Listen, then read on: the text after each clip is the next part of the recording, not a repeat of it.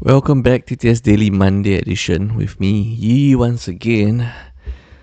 So the previous mic was way softer than I like it to be, and so we got a replacement mic which is also, after much testing, still way softer than we like it to be, even though so a bit of a pro tip here. If you like something, right, sometimes being twice the price of an entry level mic is actually giving you like 10 times more quality. And then mostly it's stories from Singapore, Korea, and we also have, I think, that's about it. And let me just go through it briefly here. Oh, and of course, we have the crypto Black Swan event that happened over the weekend, followed by Selena Gomez, and we have Pickleball in Singapore, followed by the case of the 10-year-old boy who was struck in the head by a firework.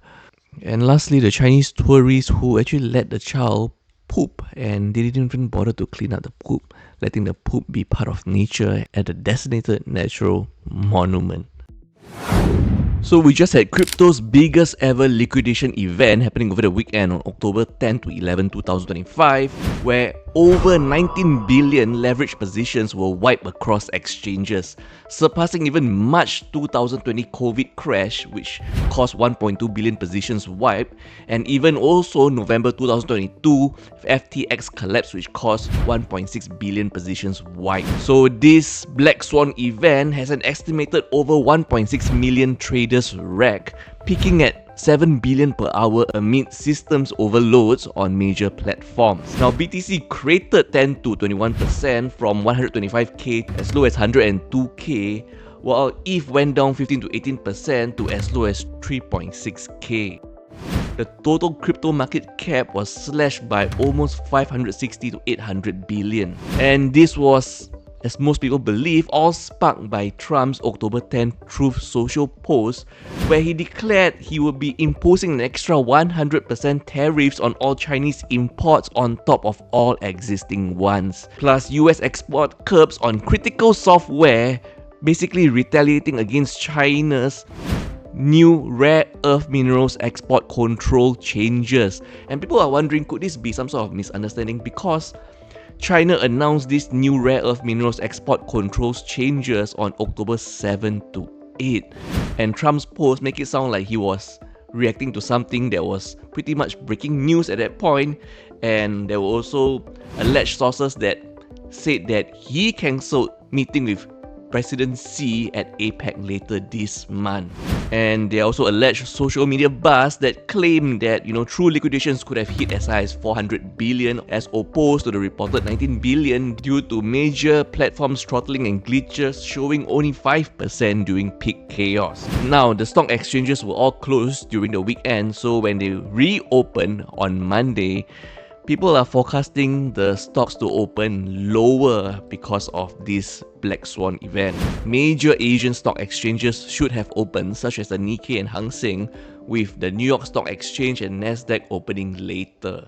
And if you thought this was all, as we are recording this on a Sunday night, there is actually this post right here that alleged that Vice President J.D. Vance says President Trump is willing to be a reasonable negotiator with China on tariffs.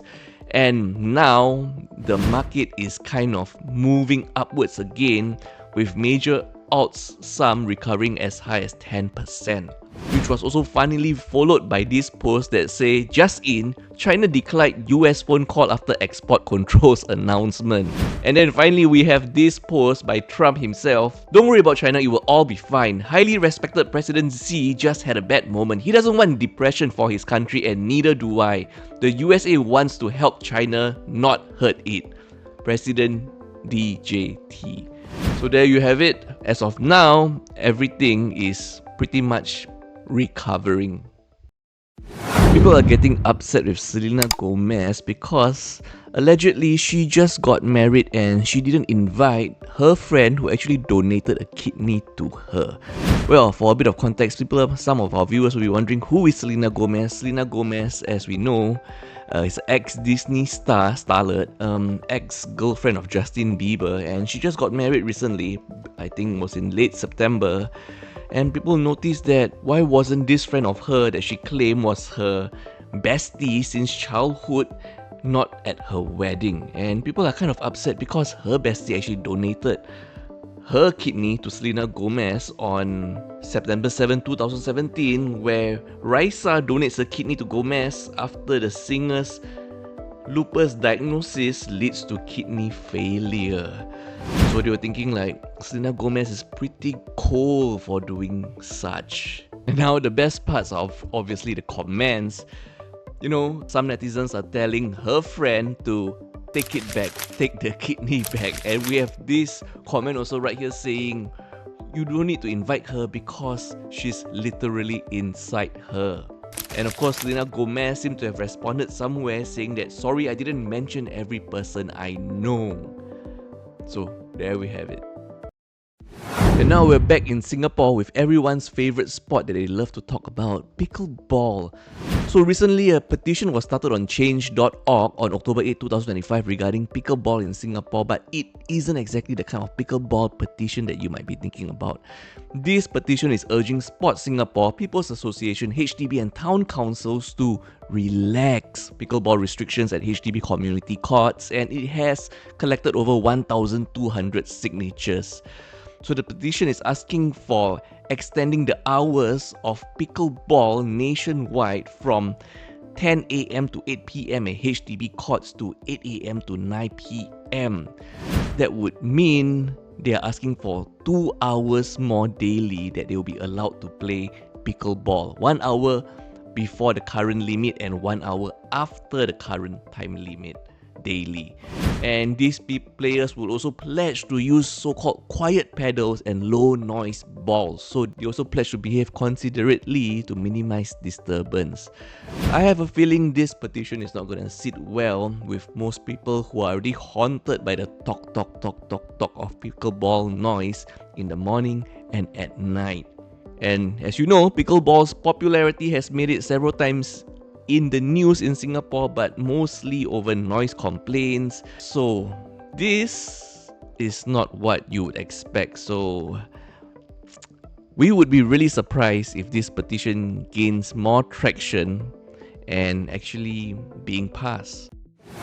This is the case of the 10-year-old boy who was struck in the head by a wolf howl firework during Lunar New Year celebrations.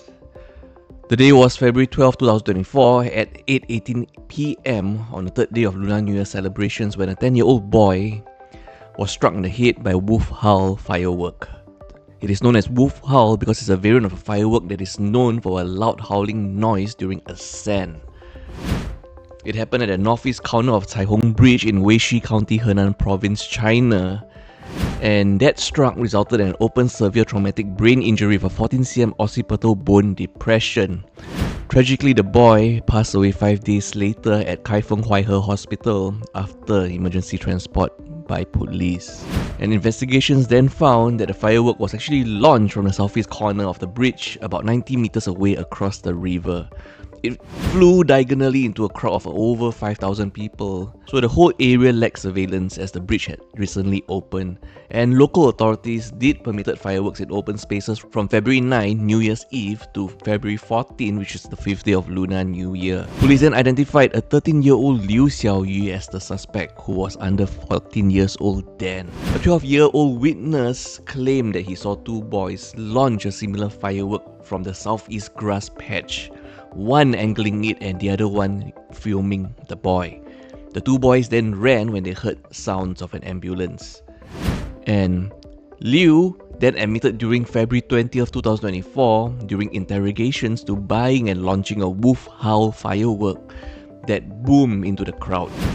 This was further confirmed by police experiments on May 30th, 2024 to confirm the 90 meters distance.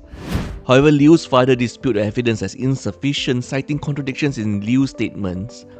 lack of corroboration from the witness, and also there are no preserved remnants of the fireworks that struck the victim. Police also seized unsold Wolf-Howl fireworks from a 26-year-old seller known as Fang Shi, but could not match them without the remnants that struck the victim. Even though police has asserted the evidence as unique and conclusive, they declined criminal prosecutions on March 18, 2024 due to Liu's age. On April 2nd, 2024, the township government sued for reimbursement of 600,000 yuan advance payment to the victim's family, with the family joining as third party and Fang Shi, the seller, as defendant. After 1 year and 3 months of legal proceedings, the county court issued a first instance ruling on July 31st, 2025 for total damages of 950,000 yuan, with Liu Xiaoyu and guardian liable for 40%, township for 50% due to management lapses, and the victim's guardian was liable for 10% for negligent supervision. And Fang Shi, the alleged seller, liable for 0% as there were insufficient sale evidence. The court applied a high probability civil standard, deeming Liu Xiaoyu as the likely infringer based on his admissions, noting that when he made those admissions, his father was present and they found no coercion. Now, Liu's family has appealed the ruling, contesting evidence sufficiency, and the victim's family also appealed their 10% share for negligent supervision. The second trial is scheduled to start on October 13, 2025. This case has drew a lot of public attention after the victim's family applied for witness online. So sometimes when your young child wants to poop and they can't wait to go to the toilet, or there's no place, or they just really have to do their business right here, right there, they really will poop. But in this case, was it a case of convenience for the mother, or was it that the child really couldn't hold their poop? So this just happened in Korea, where a mother and a young child is going viral, sparking outrage because this mother, a Chinese tourist, allowed her young child to poop on the ground near the shoreline at the Yongmyo-ri coast in Jeju, which is a designated natural monument. And if she were to clean up after her child, it wouldn't be that bad, but she actually used wet wipes to clean the buttocks of the child after pooping, and she then chose to discard those wet wipes right into the sea. And she also left the child's poop there, as part of nature at this designated natural monument with no cleanup, it seemed. So this event occurred on a Monday during the Chuseok holiday period, with a witness taking photos and posting about it the following Tuesday on October 8, 2025. And obviously these posts sparked outrage across Korean online communities and social media because of the act's indecency and environmental disregard, throwing the wet wipes directly into the sea. And the witness actually claimed that there was a long line of people, so was the child really having a bad case of the tummies that really have to go do the business, the pooping right there, right here, right there? Or was it just maybe mommy was seeing it's a very crowded place and maybe they did it for their own sake of convenience? And the witness also claimed that when the mom let her child poop over there was actually a tour guide nearby who saw everything but didn't stop the act.